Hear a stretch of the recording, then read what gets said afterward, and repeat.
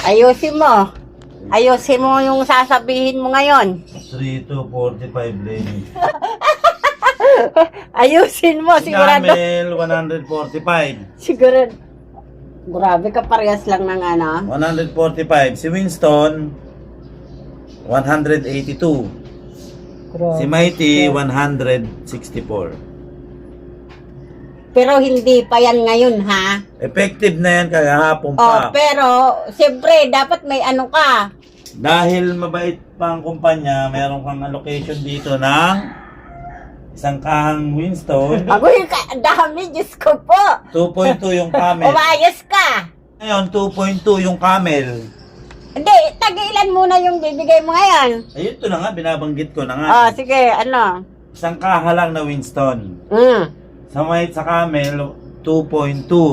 Dalawang rim at dalawang kaha. Sa Mighty mo, 4 na kaha lang.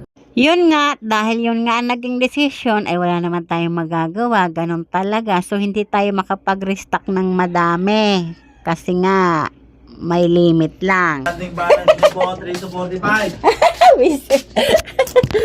No need kami na Pwede, naintayin pa. Okay. Yes. Ay, pantay naman pala eh. 245. Pwede palang hindi ako kumuha ng marami sa inyo. Pantay pala eh.